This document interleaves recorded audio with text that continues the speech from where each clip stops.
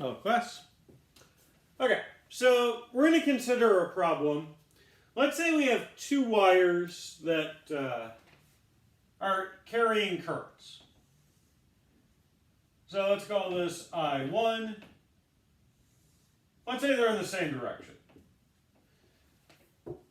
And yeah, let's actually put some numbers here.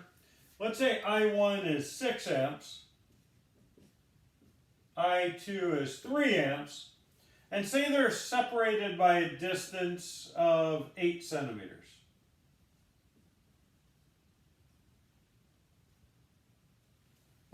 And, well, there's going to be a force that these wires exert on each other. And so we know that currents create magnetic fields. And magnetic fields exert forces on moving charges, or currents. So let's look at wire 1. Wire 1 is in a magnetic field because it's in wire 2 creates a magnetic field in the region around it, and wire 1 is then in that magnetic field. So I'll write down the expression for the force on a wire. We did that before.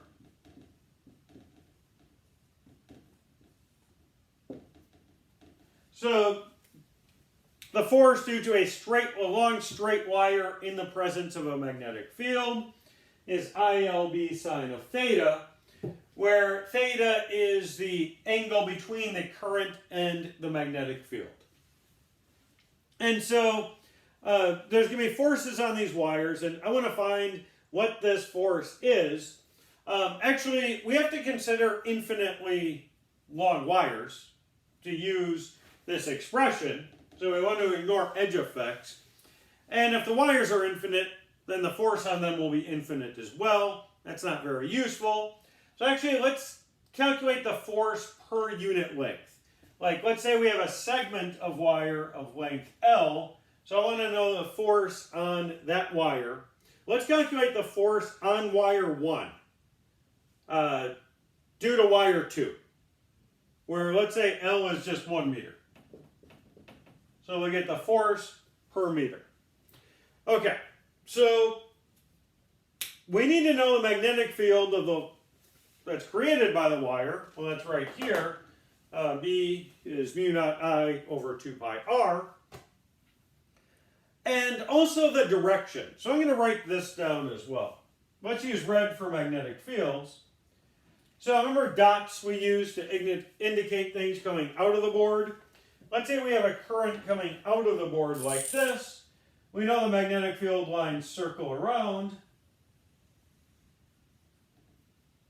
And so from the second right-hand rule, put your thumb in the direction of the current, and your fingers curl around in the direction of the magnetic field. So they curl around like that. And if we have a wire going into the board, then they would go, horrible circle, but.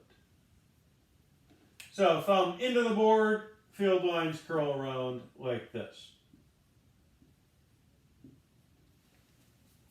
Okay, so that's the second right-hand rule. And we're going to have to use this problem, as easy as it might look. It's actually, there's several things involved here. Like, we're going to have to use both right-hand rules. So we're going to calculate the force on wire 1, and then we'll look at the force on wire 2, but I'll just, spoiler alert, Newton's third law works here. So we don't have to really, we can just talk about the force between the wires and leave it at that. So to start out, we're going to focus on wire 1. And the force on wire 1 is going to be due to the magnetic field created by wire 2. So let's do this. The force on wire 1, that's going to be I1 L B2 sine of theta. So the force on the wire, it's due to the current in the wire itself. So we have the current I1. L is just the length of the wire. But the magnetic field that it's in is due to wire 2. So we have B2 here. And then we have sine of theta. Well, what's theta? Theta is the angle between the magnetic field and the current. So what does the magnetic field due to I2 look like? Well, remember they circle around, and just putting your thumb in the direction of the current, we can see the magnetic field lines do this. They come out of the board here, and they loop around, and then they go into the board over here. We don't really care about this region. So the magnetic field lines, they come out, loop around, go in. But yeah, so in the region here, the magnetic field line is out of the board.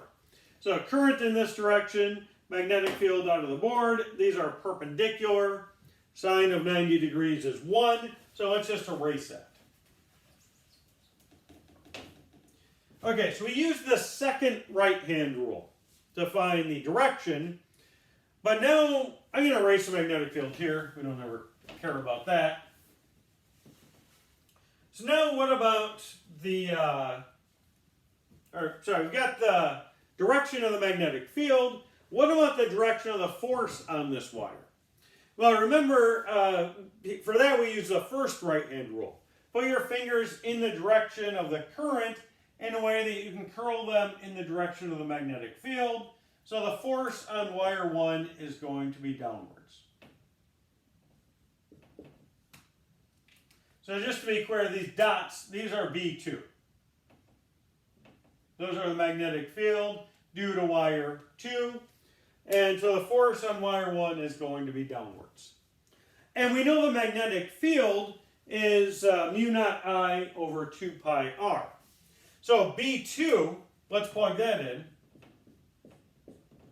We have I1L times B2, which would be mu naught I2 over 2 pi r. And we can immediately see that Newton's third law is going to hold up here. So let's do this. We have mu naught I1 I2 L over 2 pi r. By the way, the reason I give two expressions for mu naught is, well, this one's exact. That's a good enough reason for writing it down. But if all you want is mu naught, sometimes it's more convenient just to have the number, like 1.26, instead of that factor of 4 pi. But a lot of times, like in this case, you can write mu naught as 4 pi times 10 to the minus 7, and then 4 pi divided by 2 pi, like the pi is going to cancel out. So mu naught divided by 2 pi is just 2 times 10 to the minus 7 Tesla meters per amp. But, getting back to Newton's third law, we can see, at least as far as magnitude, Newton's law is going to hold up.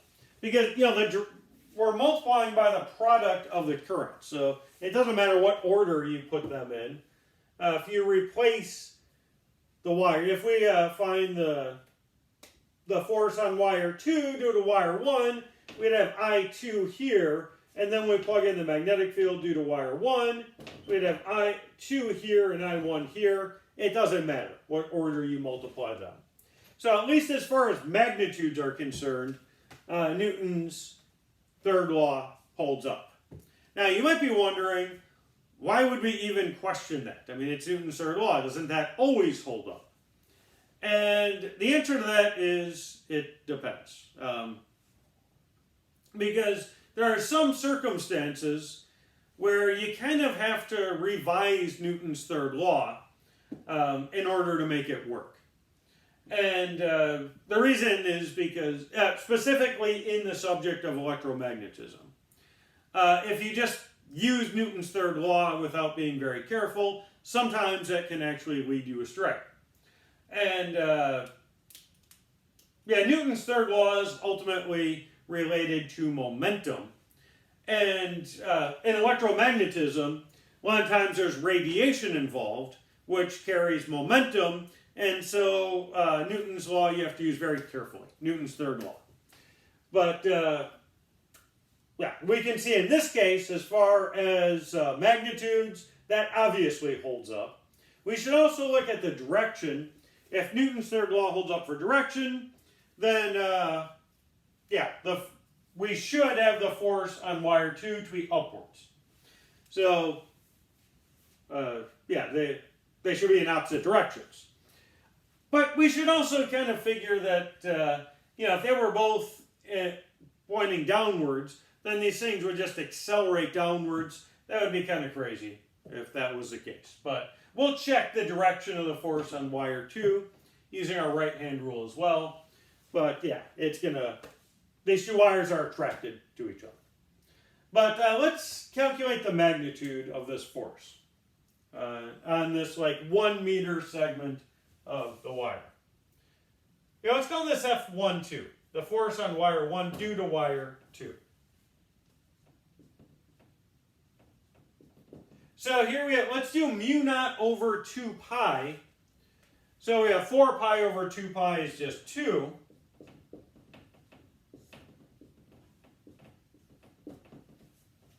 And then, you know, times 10 to the minus 7 with the 10 to the 7 on the bottom. Now we have these currents. Let's just, here, I1 times I2. That's 18 amps squared. Divided by the rate as R, which is 8 centimeters. Let's throw a conversion factor in here. 100 centimeters in a meter. And then we're dividing, oh, then we multiply by the length, which is a meter. So first we should get newtons out of this. Let's do this. We have a Newton times a second is a coulomb meter times a Tesla. And an amp is a coulomb per second. So an amp times a second is a coulomb. Let's check and see if this works out. So we have Tesla times meter times amp squared. I crossed out the centimeters, so let's just leave that.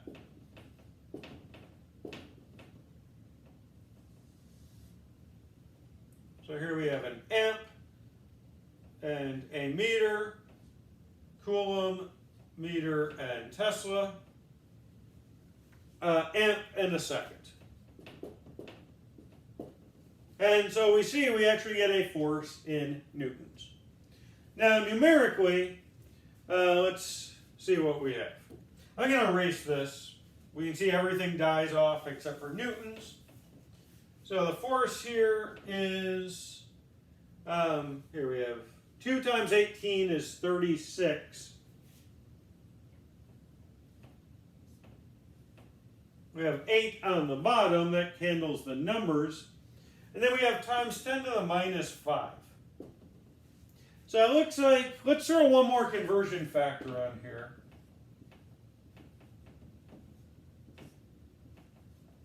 Let's say 10 to the 6 micronewtons is 1 newton.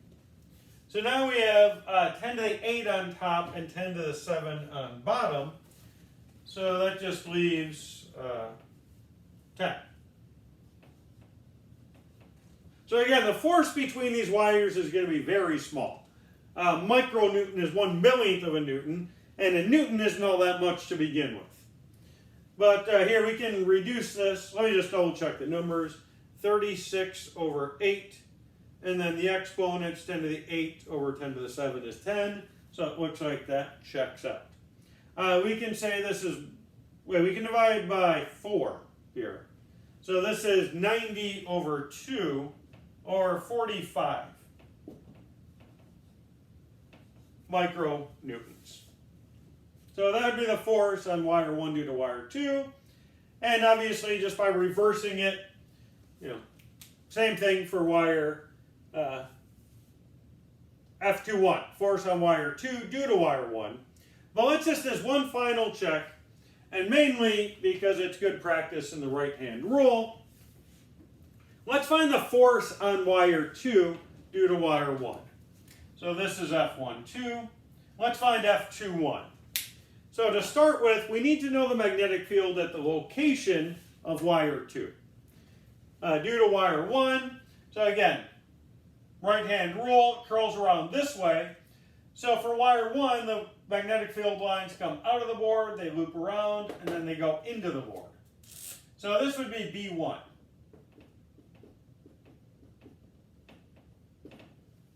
And then using the first right-hand rule, where you put your fingers in the direction of current, so you curl into the magnetic field, and we have F21 would point up, just like we said it had to.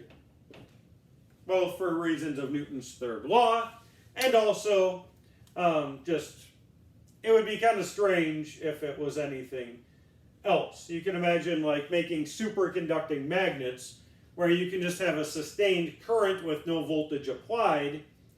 If these forces were in the same direction, then they would just accelerate without any input of energy. That wouldn't really make any sense.